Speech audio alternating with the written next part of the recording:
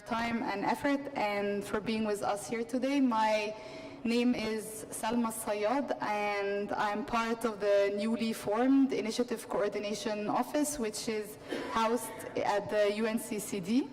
I'm joined by my colleague Morali Thomarakudi, Director of the Initiative Coordination Office, and we also have the pleasure to be joined by the co-organizers of this gathering, the Kingdom of Saudi Arabia, who held the 2020 G20 presidency when the initiative was being launched, and also by the Republic of Indonesia, which assumed the presidency of the G20 as of December 2021.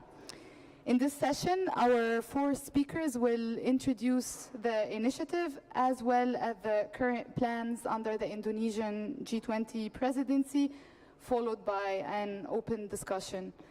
And before I hand over to our first speaker, Dr. Osama Faqiha, Deputy Minister of Environment in the Ministry of Environment, Water and Agriculture of the Kingdom of Saudi Arabia, I want to say that we're very proud to see this unique mixture of G20 members, non-G20 members, as well as NGO representatives.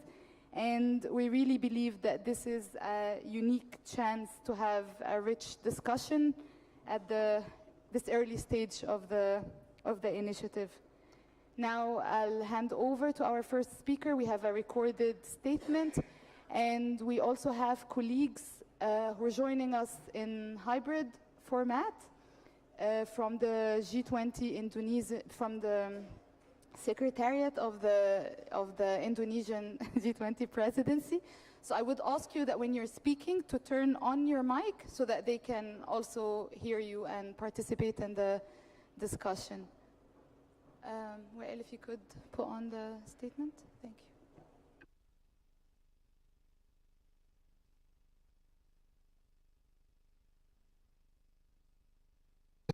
Ladies and gentlemen, Excellencies, respected delegates, on behalf of the government of the Kingdom of Saudi Arabia, it is my pleasure to send our thanks and appreciation to the government of Cote d'Ivoire and to the UNCCD Secretariat for hosting and organizing the 15th session of the Conference of the Parties of the United Nations Convention to Combat Desertification.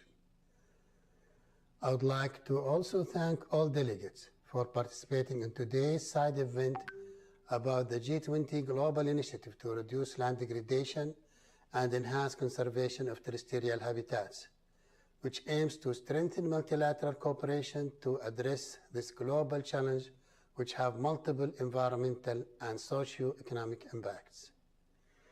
We are also appreciative of COP15 emphasis on land restoration and drought, two growing and interrelated challenges facing the world, which require intensifying our focus and collective efforts to adequately address these significant challenges to ensure environmental protection while pursuing sustainable development for the well-being and prosperity of current and future generations.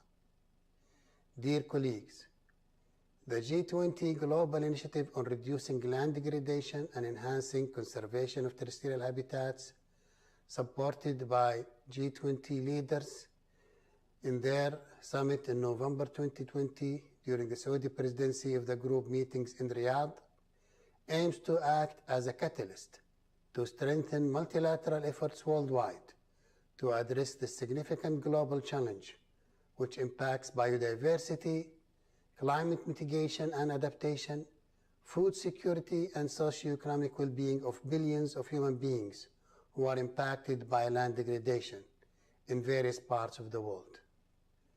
The initiative, which is based on voluntary participation, can only achieve its objective through the active support and participation of all countries, private sector and non-government organizations.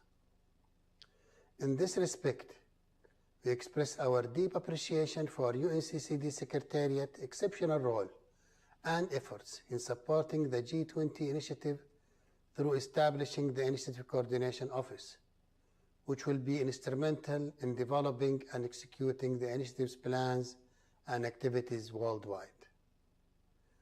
On a national level, Saudi Arabia assigns high priority to environmental protection in general and combating land degradation in particular. As part of Kingdom's Vision 2030, a comprehensive national environmental strategy was developed in 2018, followed by issuing a new environmental law in 2020 based on best international practices. In addition to restructuring the environmental institution set up in the Kingdom to increase its impact and its effectiveness. Also, in 2021, the Kingdom's Crown Prince announced the Saudi Green Initiative with ambitious targets to combat desertification, expand the vegetation cover, increase protected areas in the Kingdom to over 30% of total terrestrial and marine areas, significantly increasing the share of renewable energy, reaching 50% of the energy mix by 2030, and more than double Saudi Arabia's nationally determined contribution to reduce emissions of greenhouse gases.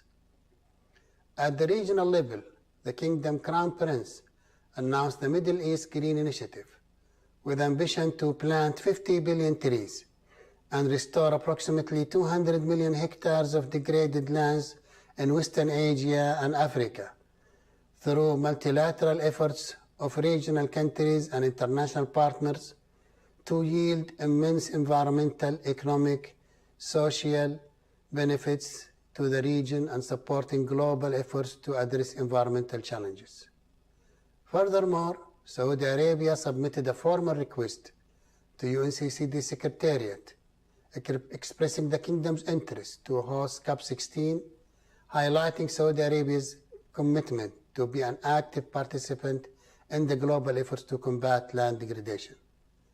Finally, I would like to reiterate our thanks to the government of Côte d'Ivoire for its effort in hosting COP15 and express our appreciation to UNCCD Secretary for its crucial support for the initiative. I also thank all delegates for their attendance and wish them all engaging and insightful discussions in today's side event and look forward for your support and effort and active participation in the global initiative to reduce land degradation and contribute to protecting the environment of our planet for current and future generations. Thank you all and have a good day.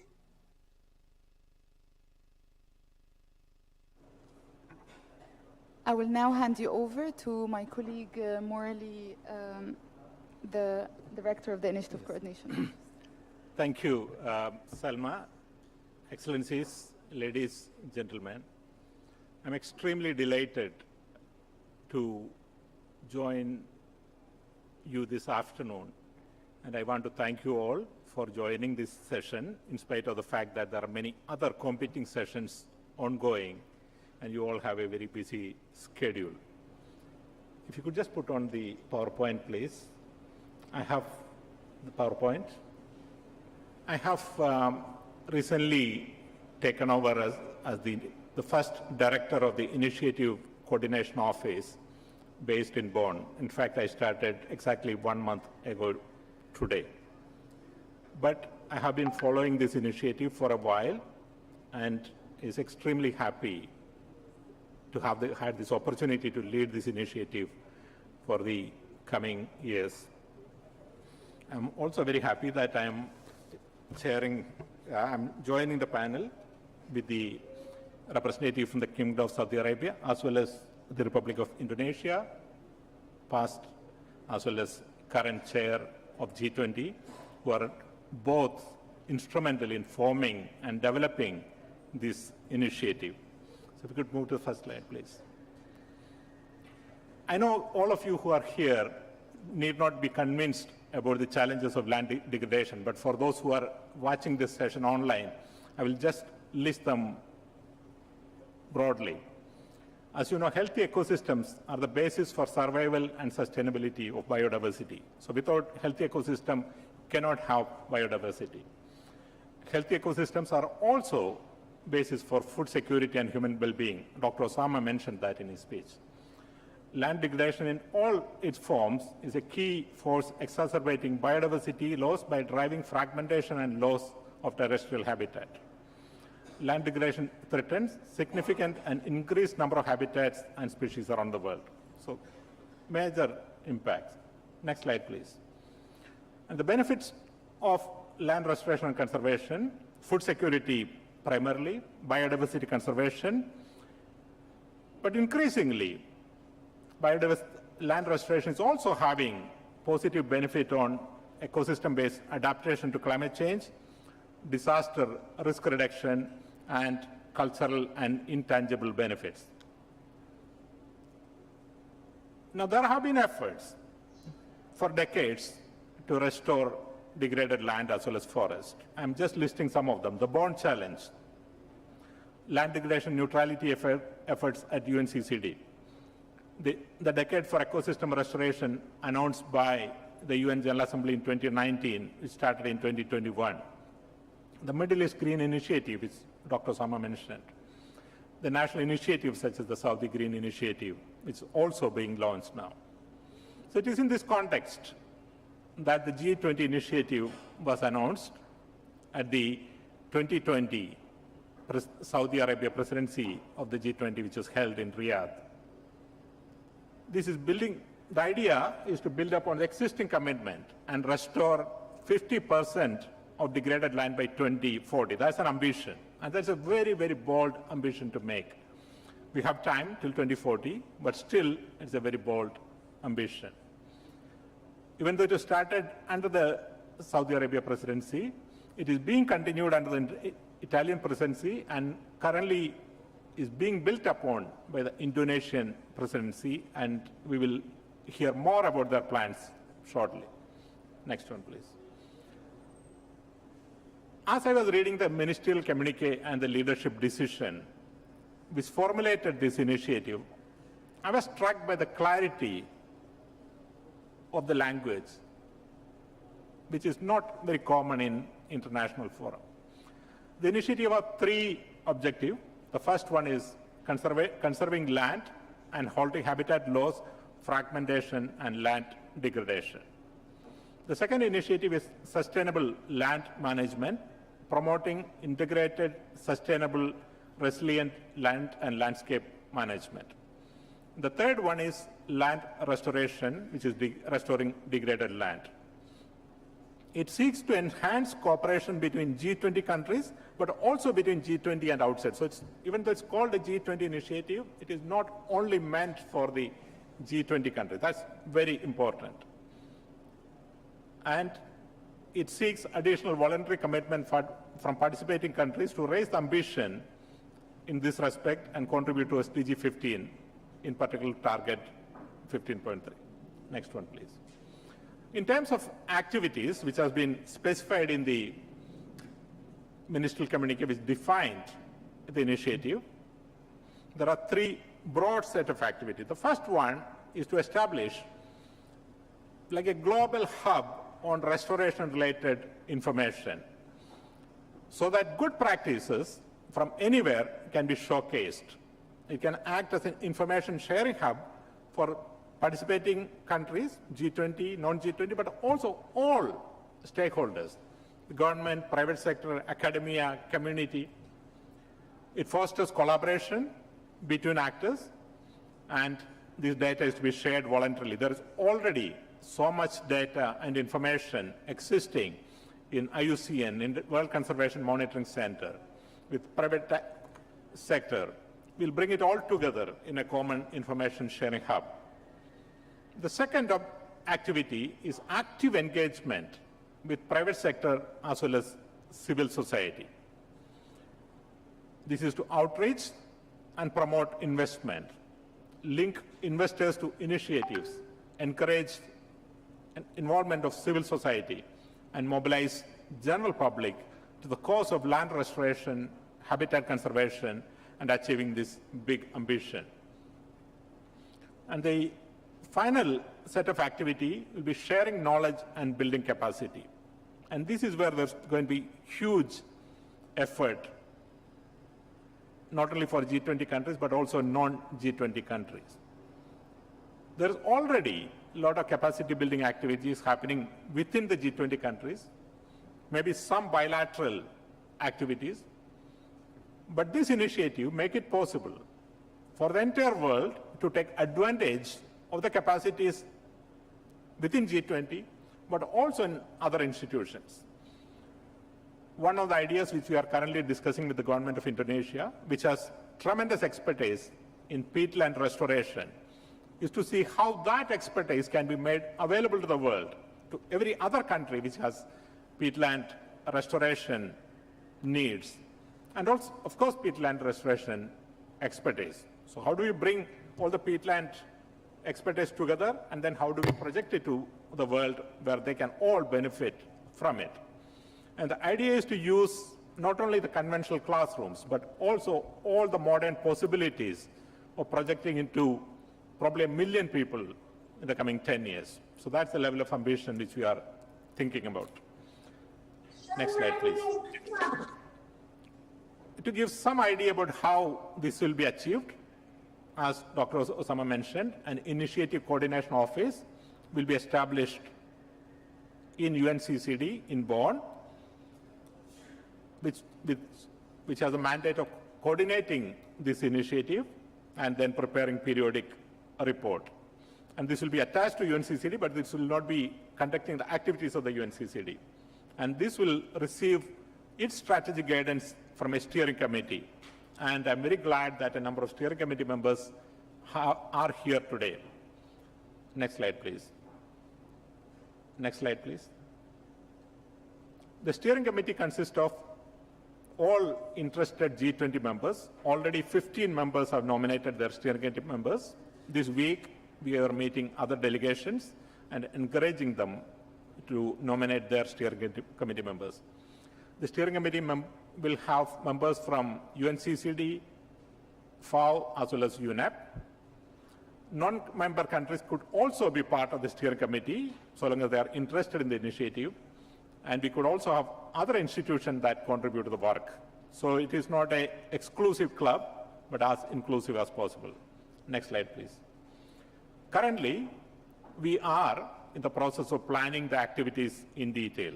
So how do we create this information sharing hub? What are the current actors? How do we connect with them?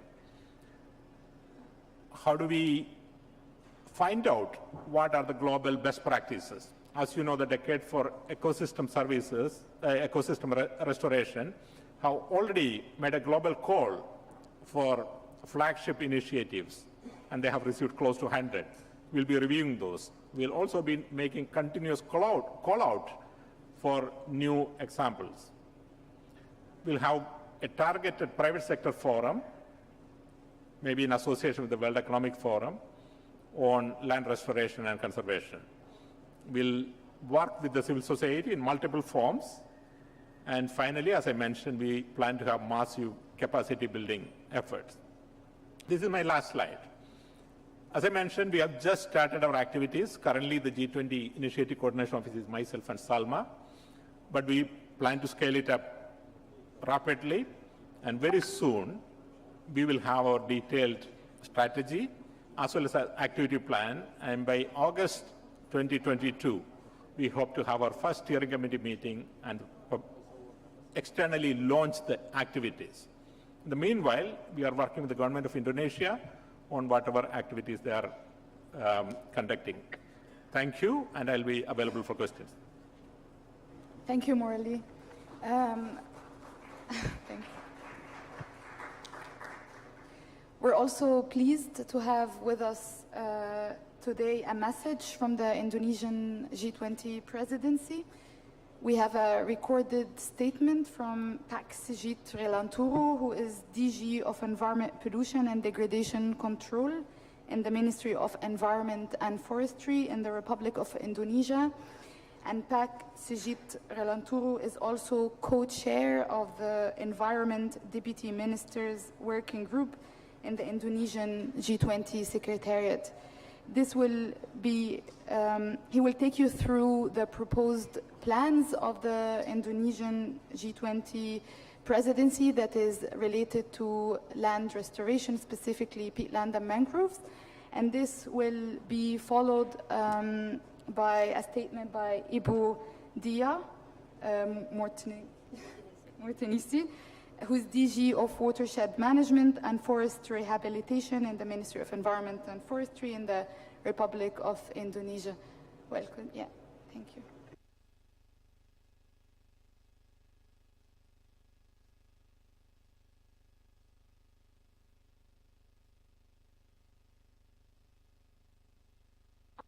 Good afternoon, colleagues. I hope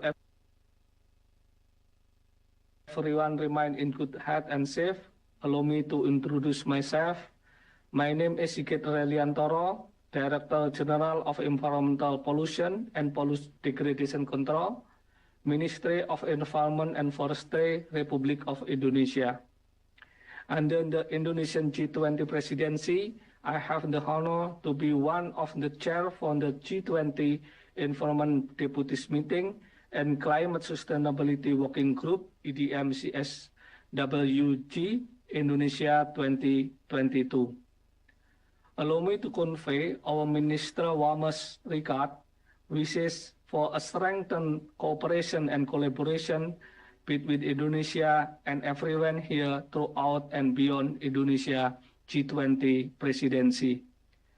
I would like to express my gratitude to Dr. Murali Tumarukudi, Director of Initiative Coordination Office and his team, His Excellency Dr. Usama bin Ibrahim Fakih, Deputy Minister, Ministry of Environment, Water and Agriculture, Kingdom of Saudi Arabia, and also people who have prepared the meeting well and other parties that join this event this afternoon. First of all, I would like to share three main priority issues that we will discuss at the G20 Indonesian Presidency for EDM-CSWG meeting. The first one is supporting more sustainable recovery. The second one is enhancing land and sea-based action to support environment protection and climate objective. And the last one is enhancing resources mobilization to support environment protection and climate objective. This issue then further elaborate into 7 topics to strengthen the achievement of priorities in this year's presidency. Those topics are biodiversity, land degradation, ocean conservation, marine litter, resources efficiency, circular economy, sustainable finance, and water security. These 7 topics are vital to support environment recovery, which also expected to have impact on the recovery of post-COVID-19 pandemic. Reducing land degradation and enhancing conservation of terrestrial habitat has become a concern for G20 countries. Discussion on land degradation neutrality by 2030 among countries has started since COP12 in 2015 in Ankara, Turkey, as well as on discussion on SDGs target. Afterward, during the G20 Saudi Arabia presidency in 2020, member countries ambitiously promised voluntarily to achieve the target of 50% land degradation neutrality by 2040. This initiative and discussion regarding land degradation was continued by the G20 Italian presidency through workshops regarding land degradation and also the establishment of ICO in the early 2030, as well as strategic framework for this global initiative. Therefore, in this year, G20 Indonesian presidency, we agreed to focus on the implementation of this global initiative. The objective of global initiative that rise by G20 are conserving land, enhancing habitat loss, fragmentation, and land degradation, including but not limited to forest, ringland, cropland, mangrove, peatland, and wetland. Promoting integrated, sustainable, and resilient land and landscape management, and last but not least, restoring degraded land.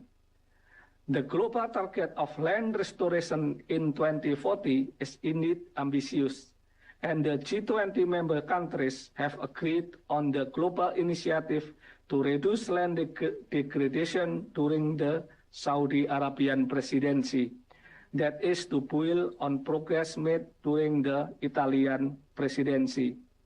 This initiative is expected to continue to be implemented under the Indonesian presidency, with particular focus on unique and endangered ecosystems such as peatland and mangrove.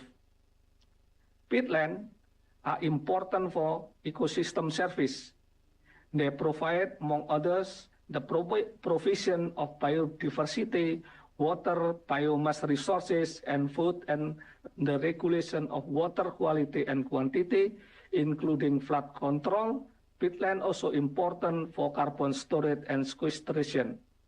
Peatland globally cover about 450 million hectares, or about 3% of the land surface of the planet. While only accounting for 3% of terrestrial surface, nevertheless, they may store 644 gigaton, or 21% of the global total soil organic stock. On the other hand, mangrove forests cover a smaller area than global peatland, accounting approximately 15.8 million hectares, yet this essential ecosystem has significant contribution for environmental protection and disaster risk reduction. As the backbone for blue carbon economy, mangrove have large contribution to carbon sequestration, which are also important at the national scale for countries with long coastline and lower carbon emission. This coastal protection service of coastal wetland contribute to the aim of Sendai framework for disaster risk reduction. Thus, peatland and mangrove are some of the most strategic ecosystem on which to focus global effort for reduction of greenhouse gases emission and as ecosystem-based approach to global environment challenges. Indonesia is the country with the world's largest area of tropical wetland, about 40% of world total, and the fourth largest peatland area in the world after Canada, Russia, and United States. Indonesia, under the leadership of President of Republic Indonesia, has made a strong commitment to conservation and sustainable peatland management. Up to 2020, Indonesia has managed the peatland ecosystem restoration amounting to 3.6 million hectares in the concession area and 46,000 hectares in the community area in 236 villages. We identify that there are key points in the successful implementation of peatland ecosystem restoration, which is commitment of the government for policy development and implementation, innovative monitoring system, collaboration with private sector by improving water management in plantation and agriculture using WebGIS database system. Third, community-based peatland action with multi-stakeholder partnership. In Indonesia, we have Desa Mandiri Peduli Gambut, or self-sustaining peatland protecting our villages. We are excited to able to share our experience to member countries and others so that this effort can be duplicated and upscaled. During the G20 Indonesian presidency, the initiative will support global effort toward this goal by introducing the 4 pillars of action: showcase, replicate, and scale up success, sharing knowledge to develop and mobilize the capacity, and resources among G20 members, non-members countries, and other stakeholders in order to collectively deliver on land conservation and restoration outcome. Engaging the private sector in conservation, sustainable land management, and restoration of land, empowering civil society and the public on land and stewardship for sustainable development. These 4 pillars are in perfect alignment with 3 environmental priority issues of the G20 Indonesian presidency. The Global Initiative will walk through conjoining best practice for protecting, conserving, sustainability, managing, restoring, and rehabilitating land, particularly those with unique ecosystems like mangrove and peatland. In order to achieve the 4 pillars of action, an important strategy proposed to enhance short, and triangular cooperation to improve the management of mangrove and peatland. Indonesia is currently active in short access to share peatland management with Democratic Republic of Congo, and Peru, and other tropical countries. The experience of Indonesia to restore peatland can also be shared with other countries in G20 in short access, while fund and strategic support should be channeled in short access.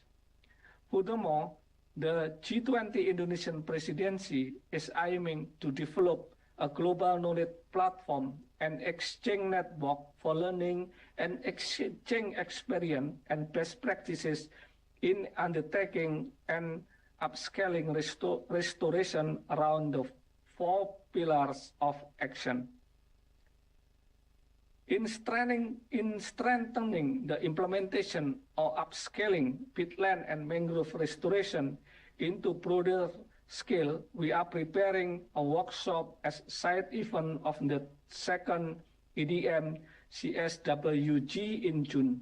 The tentative topic including multi-stakeholder and short collaboration on conservation and sustainable management of peatland ecosystem, knowledge exchange and lesson learned on development of peatland characteristic mapping, monitoring and reporting for the achievement of conservation and sustainable management of peatland ecosystem, sustainable financing for countries to achieve the global target on conservation and sustainable management of peatland ecosystem. Therefore, at this time of the day, we also would like to discuss with the attendees and hope for your contribution in the upcoming agenda. Thank you very much.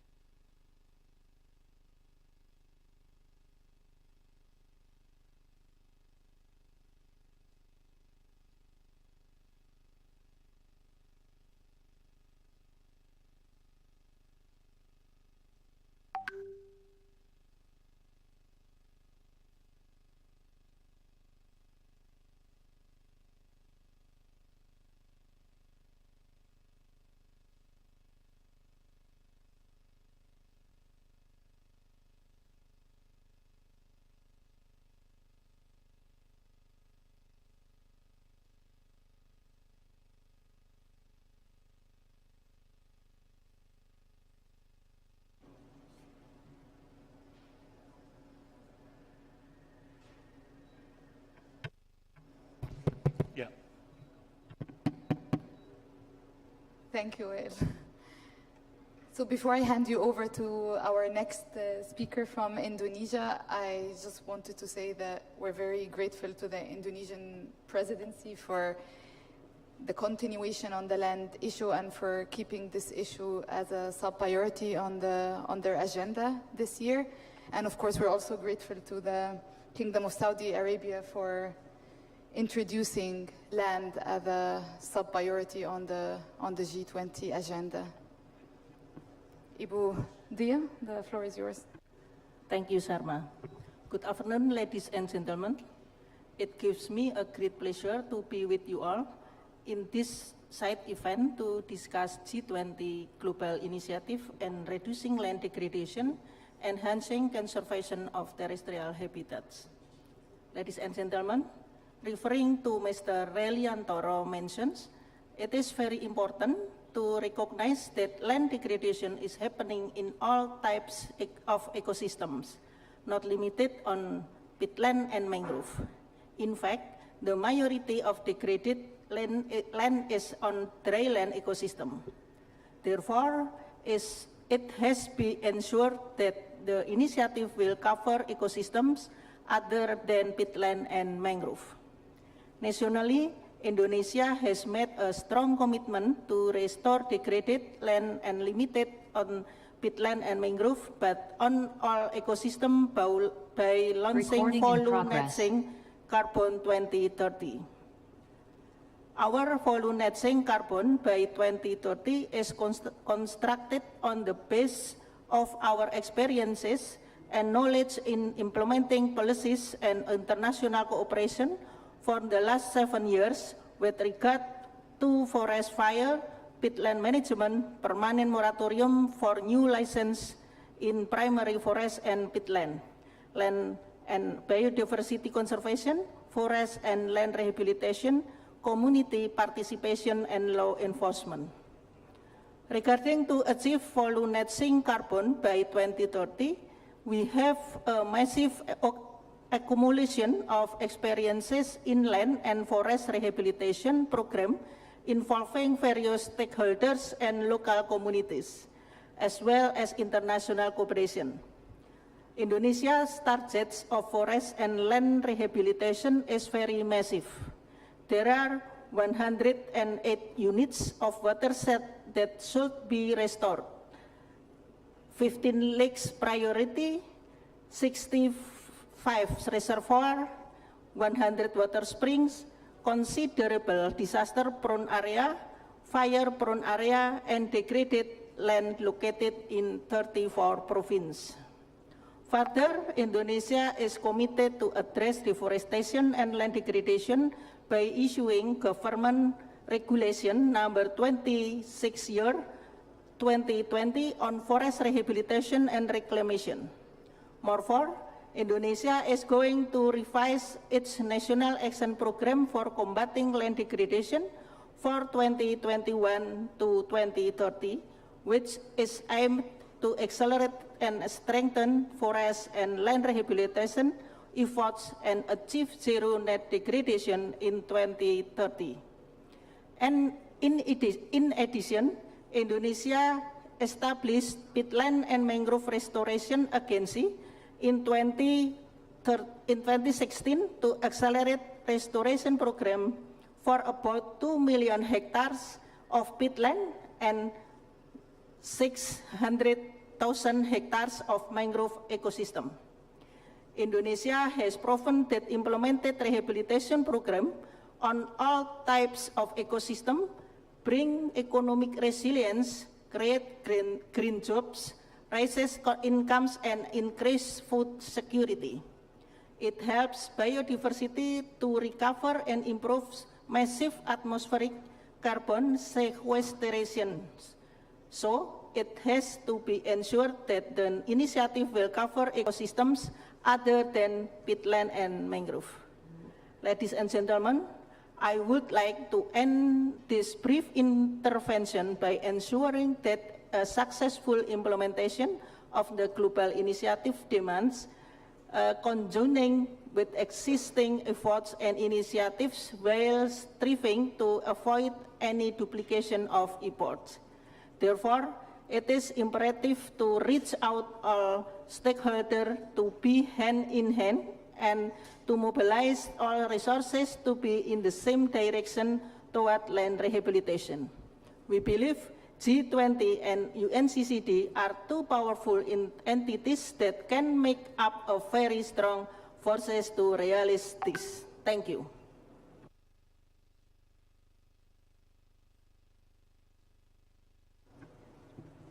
Thank you, Ibu Dia. And before I hand it over to my colleague Morley to open the floor for discussion, I want to say that we have two colleagues with us from the Indonesian G20 Secretariat.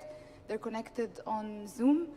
Ibu Sri Parwati, Director of Peatland Degradation and Control, and Ibu Fitri Harwati, Head of Sub-Directorate Planning for Peatland Ecosystem Control, also from the Ministry of Environment and Forestry, and they're part of the team of the Indonesian G20 Secretariat.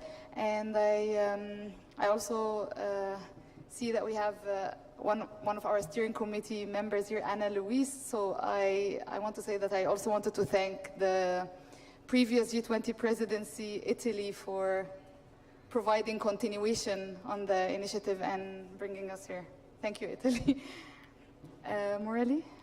Thank you, Salma. And as you have seen, the initiative, even though conceptually started in 2020, is just about to take off. And Indonesia is taken the essence of this and building actively on it. And this is what we hope to happen in coming years. So the floor is now open for questions. So please raise your hands, introduce yourself, and happy to listen to questions, but also comments and suggestions. Thank you. Yes, please. I will start by introducing myself. My name is Sam Lee, and I am the UK National Focal Point for the UN CCD from the Foreign, Commonwealth and Development Office. So the UK fully supports the objectives of this initiative and is happy to engage through the steering committee. For the initiative to be successful, we will have to have clear, measurable and relevant targets and indicators linked to these three objectives, and that the activities proposed are adding value and complementary to other existing initiatives. So my question for the panel is, in your view, how do we maximise the initiative's impact, and which are the gaps that the initiative is looking to fill? Thank you. Maybe I'll start, and I'll ask if my colleagues want to add. First of all, thank you, United Kingdom, for your continued support to this initiative and nominating steering committee member already to the initiative. I fully agree that in order for us to be successful, we have to have measurable targets and milestones, and this is exactly what we are currently working on. We are currently working on the theory of change and associated activity as well as output indicators on this. For the last few months, since starting to be associated with this initiative, but even before taking over this job, one thing that I was trying to do was to map all the other ongoing initiatives and see what is the Decade for Ecosystem Restoration doing, and what is that added value we can make, what is that bond challenge is doing, what is land degradation neutrality is doing. So at this point of time, what I can commit is that we will not be trying to duplicate what others are doing, but instead try to complement as well as leverage on it. And mostly it is leveraging rather than complementing, because if I look at all jigsaw, everyone is actually doing these things and there is already some overlap. So what is now needed is to project it much more widely. And the big advantage of the G20 is that we have a bigger canvas, a longer canvas than each of the other initiatives, most of which conclude in 2030 or 31. So if we see this as a continuing thing beyond 2030, others are building it up, we will be able to build on the top of it. I think then we can think of this ambition. So this is how we are thinking of this initiative as we plan. Thank you.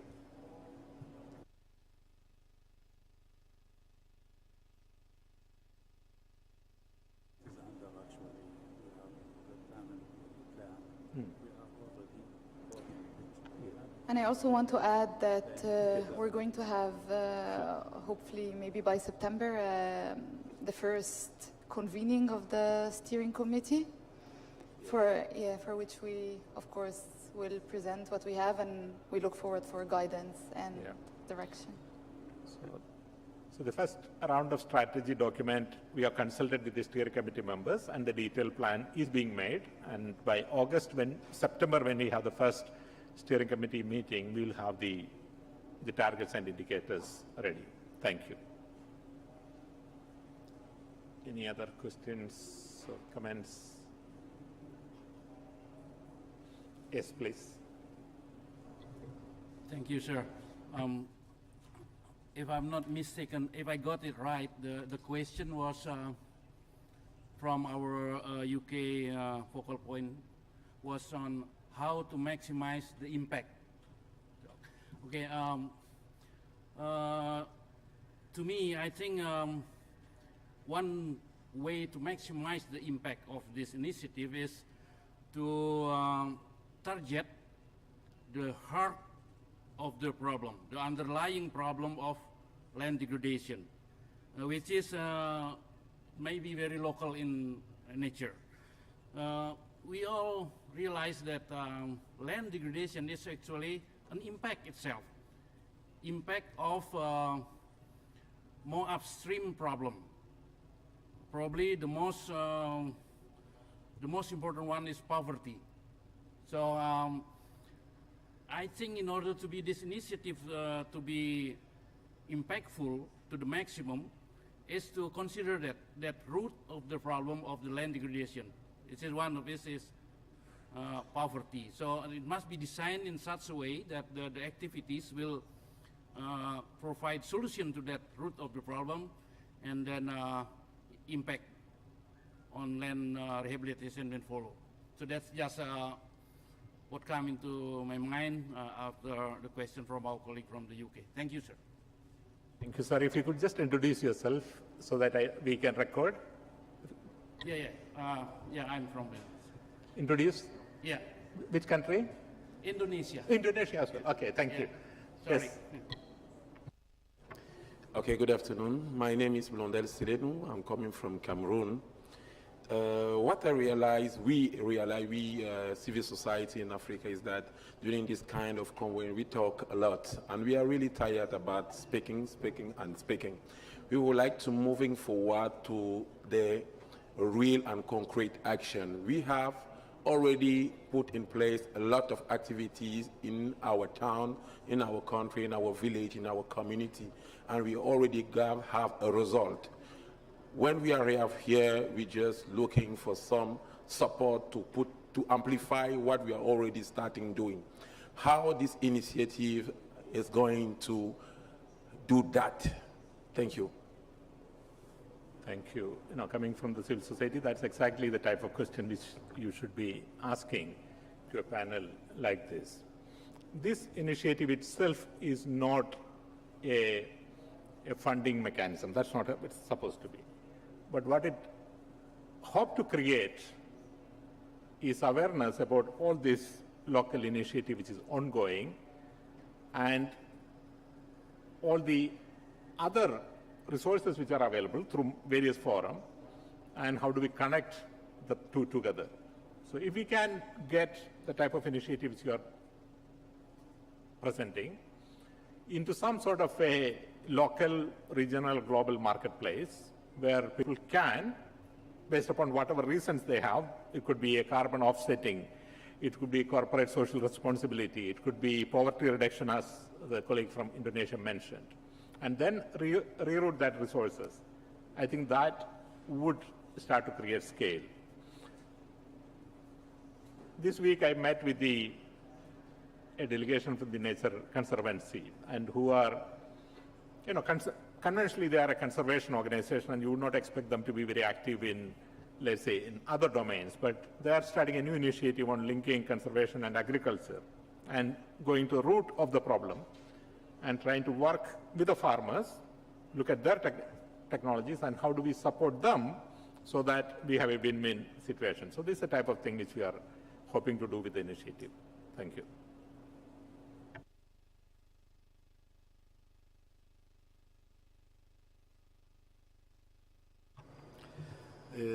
Bonjour, moi c'est Gauss Berthe, je viens du... Good morning, my name is Gauss Boite. I'm from Mali.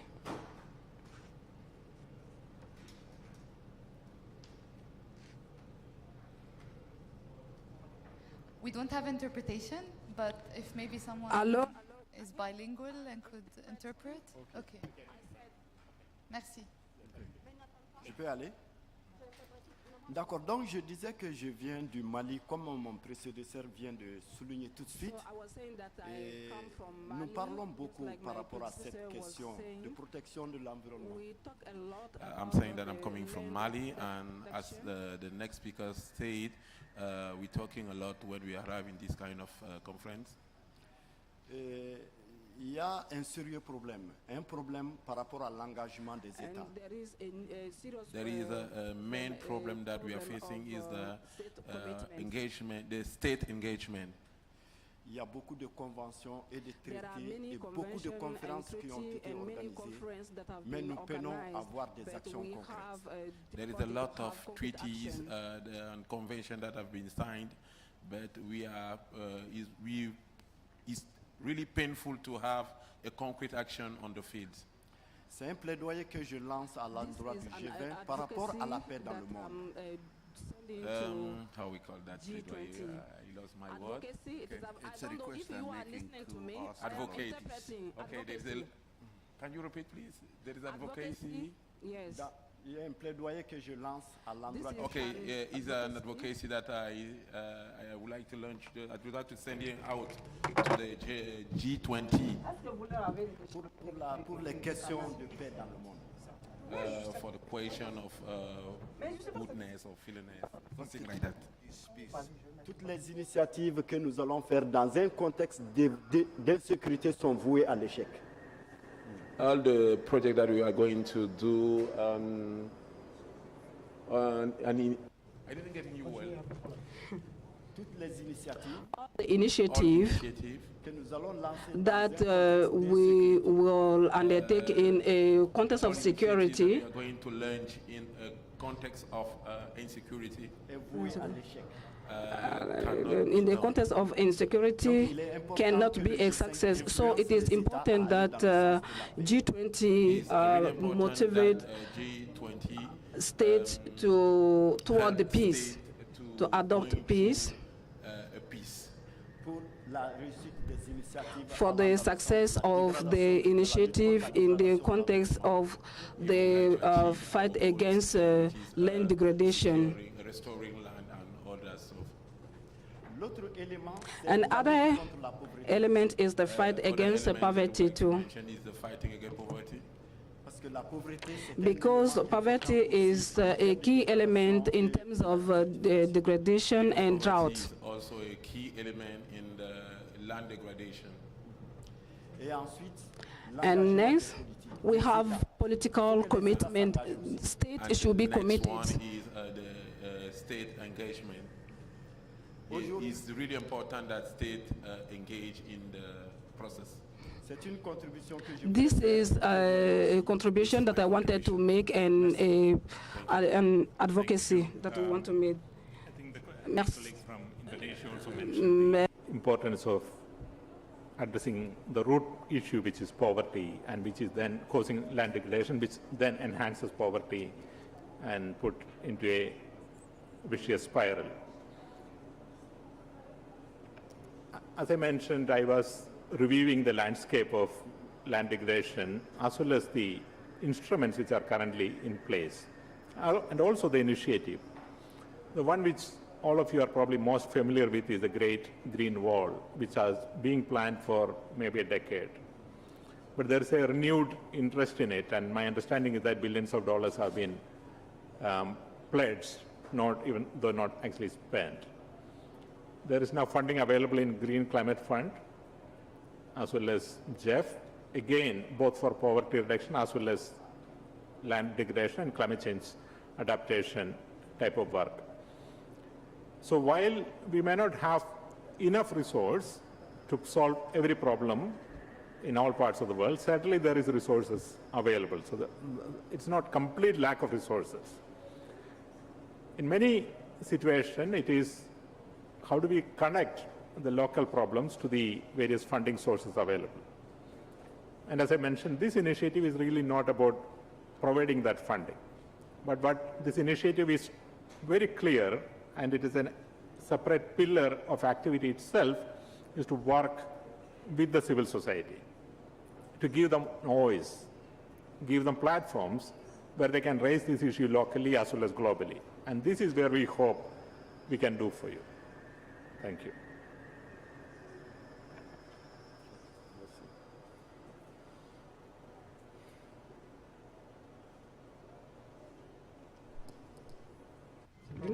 Je sais pas. Mais est-ce qu'ils ont les casques? Oui, ils ne voient pas de casques avec eux. Les casques qui sont déposés. Ils n'ont pas porté. Il y a des casques qui sont là. Mais ils n'ont pas porté.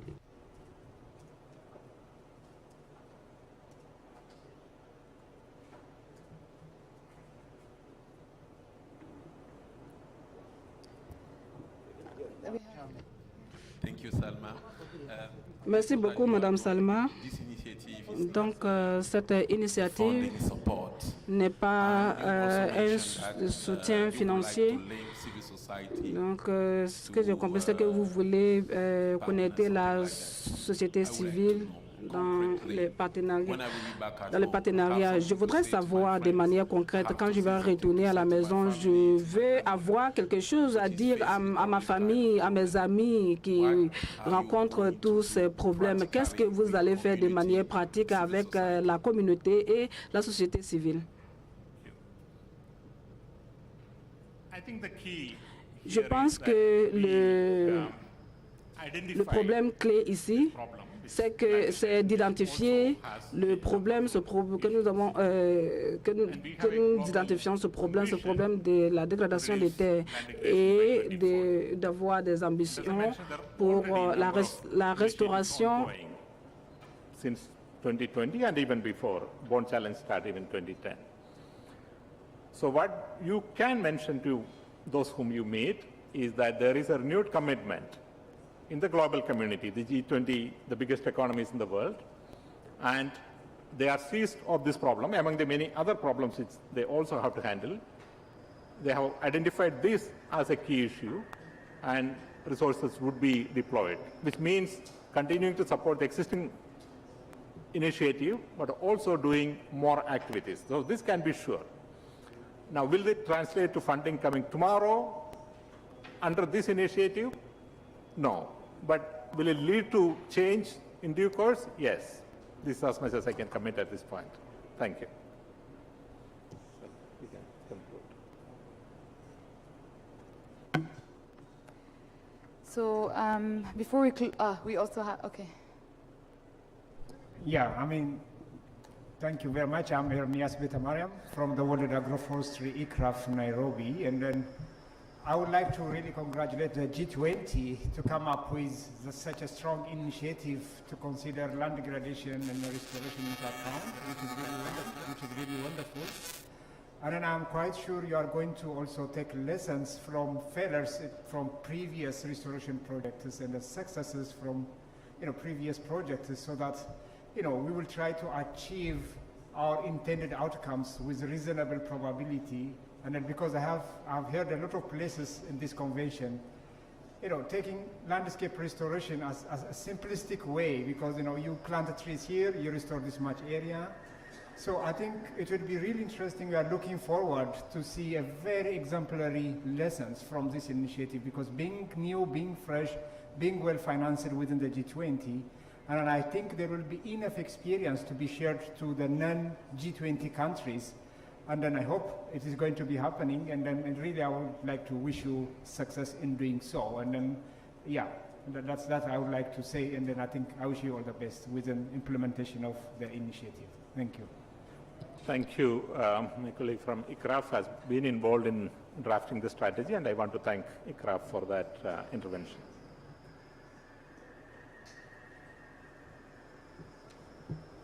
My name is Nahla Nobi from UAE. It's more like a comment than a question. I just wanted to say that since the Saudi presidency of G20, as a guest country in both presidency, we have been working since that time on restoring land degradation, as we committed to reduce 80% of land degradation in the UAE by 2030. Also, when it comes to mangrove, we have been working and we addressed and put an ambition goal to plant 100 million mangrove. Also, we are working with Indonesia currently on a global initiative, hopefully to scale the efforts and the important target of mangroves. So basically, we have been working on both sides, and we support and encourage this initiative. Thank you, UAE, for those comments and the continued support.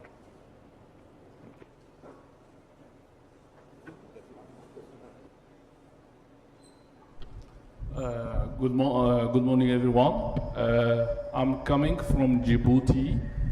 I'm the Deputy Director of the Green Wall Africa Initiative. And my English is not better because Djibouti is a Franken-speaking country, but I will try my best. Just I have read right now the MOU signed between the Ministry of Environment of Saudi Arabia and the UNCCD is his executive secretary, that it's mentioned that Saudi Arabia are going to support, to give financial support to every country, every continent. And as you know that in Africa, we have an initiative we call Green Wall, and to combat desertification and the land degradation. So as a country, as a part of the UNCCD member, the first question is, I don't know that what is mainly aims that this initiative, G20 initiative, it means for me. And secondly, I would like to know that if Saudi Arabia is as an Arab country, there is a 3 of 11 Green Wall country like Sudan, Mauritania, and Djibouti. They will try to give financial support to do activity on the ground, because we have action plan and the strategy on the Green Wall will fight land degradation and also climate change, and to help to conserve the biodiversity. This is my 2 questions.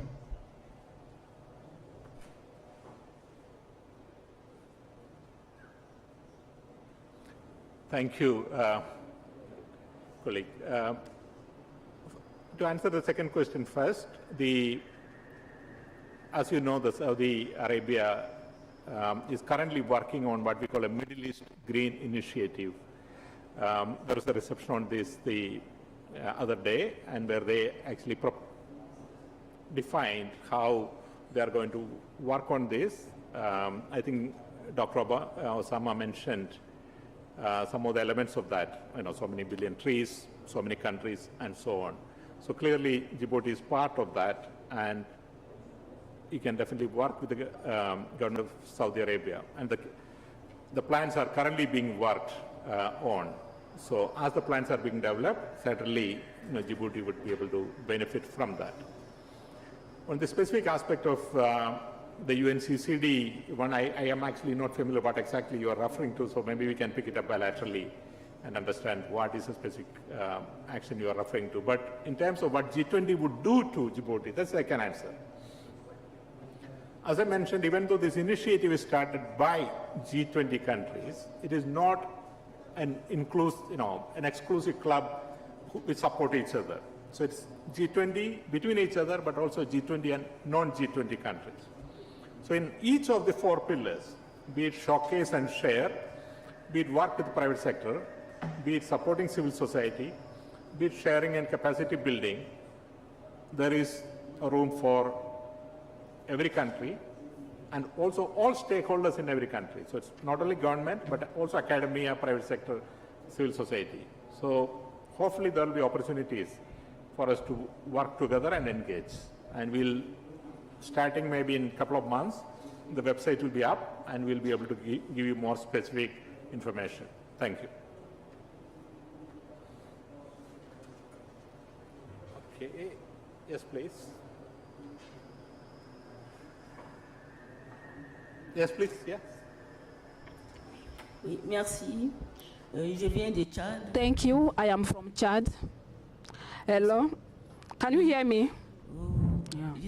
I'm from Chad and I'm a director in charge of forests. Regarding the fight against desertification or restoration. If you could just hold on for 1 second and then repeat your question again. Hello, can you hear me? I'm interpreting. I hope you can hear me. Hello? Hello? Can you hear me? Okay. Oui, je peux continuer.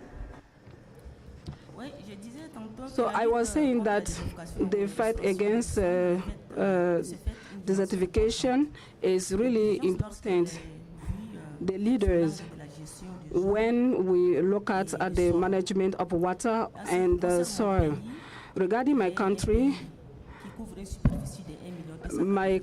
is extended on more than 102 surface area, and the 63% of the surface area of my country is covered by the desert. And it is absorbing the forest coverage areas every year. And in this regard, the government is making tremendous efforts with activities on land restoration, the creation of green land around the cities. Also, the country is committed in the efforts of the Great Green Wall. Despite all those efforts, desertification is still progressing on our country, and it creates a great impact on arable land, for example. All that creates serious problems in our country. And as I was saying, I listened to the man from Mali who sent an advocacy to G20 to see how they can help us. We know that this is not a financial mechanism, but how they can help us to send our advocacy on the fight against land degradation. Thank you. Thank you. I am very much aware of the desertification situation. Merci beaucoup, merci beaucoup. Peut-être que, voilà, nous ignorons cet aspect. Mais comme je l'ai dit, les efforts sont en cours. Les efforts sont en cours. Nous sommes conscients de la situation. Tout d'abord, nous avons besoin de sciences, une bonne science, car cela ne se limite pas seulement à la plantation des arbres. Nous avons besoin d'une initiative financière et à ce niveau, il y a eu des engagements et nous continuons également des plaidoyers en faveur de ces efforts. Et l'initiative a un mandat d'aider les communautés, de les aider à se faire comprendre au niveau international. Donc, à ce niveau, vous avez notre soutien. Merci.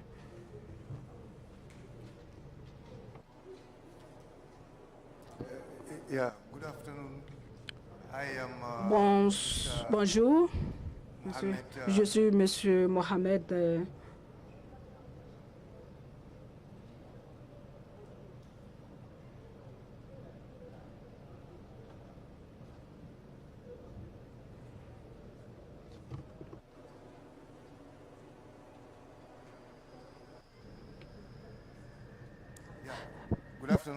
Bonjour, une fois de plus, je suis Monsieur Mohamed.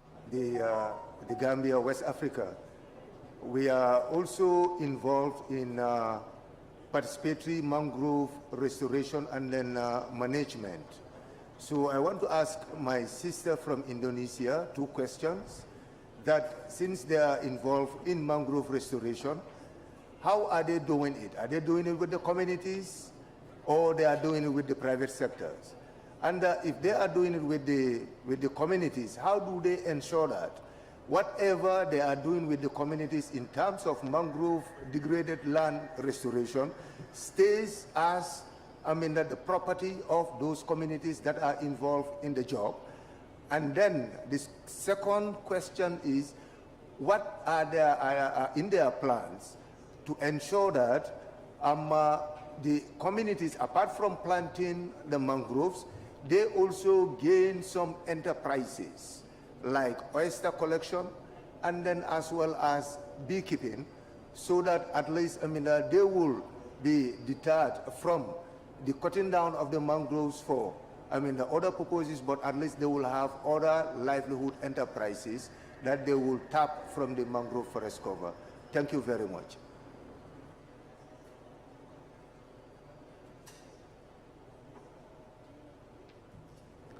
Thank you. My name is Muhammad Safaris, Director of Watershed Management.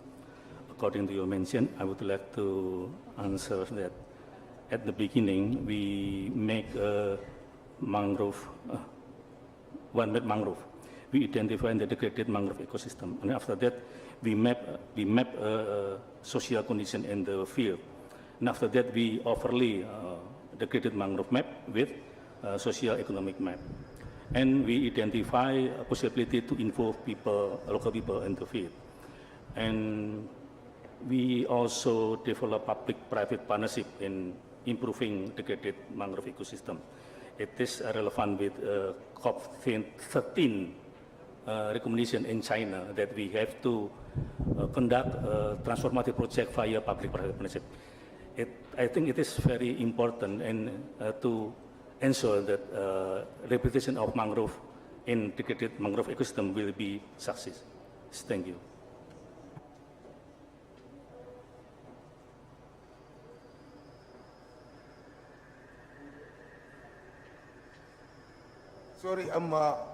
Sorry, there is one part that is left. That is the livelihood aspect. The livelihood. Yes. Yeah. Livelihood. According to our program in involving people in the field, actually we consider how to improve people livelihood in the field, and we identify capability people in the site area, and also we identify effective programs to improve their livelihood in the field. Thank you.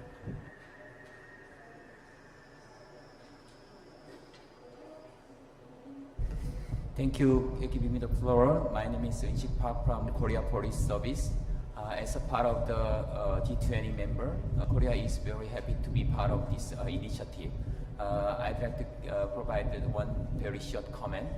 Actually, there are many initiatives having similar goals, kind of the achieving the land degradation neutrality. So among the initiatives, maybe the partnership between the similar initiatives should be reflected at the various levels. So maybe in terms of the strategy, maybe we should take care of some initiatives, the partnership between the initiatives. Maybe it will be very helpful to achieve the common goals. Thank you.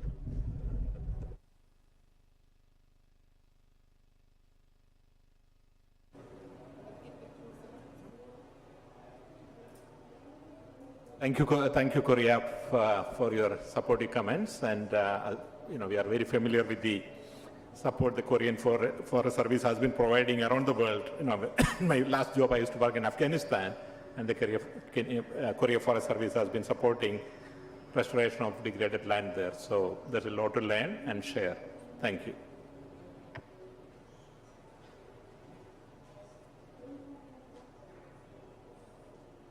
If there are no further questions or comments from the floor, If there are none, then I'd like to give the floor to Pax Sabaris, who has, no? No? Okay. So if there are no further questions, I would just like to say that we are the Initiative Coordination Office. We are looking forward to the meeting of the first meeting of the Initiative Steering Committee members, and we also look forward to work with everyone, with our partners, countries, civil society, private sector, and since I also see our colleagues from C4 ICRAF here, so I would also like to recognize the role in the early phase of the informal consultations that we've had with steering committee members. And with that, Morley, do you have any closing remarks? No, thank you, Salma. Thank you for coming. As I said, in spite of many other alternatives, and we have almost the full house staying till the very end, which shows there is an interest in this topic. In a few months' time, we should be able to give you a lot more concrete actions and activities, and our website will be up and running in a couple of months, and we continue to be in touch. Thank you very much, and have a good afternoon, and continued safe stay in Abidjan. Bye-bye.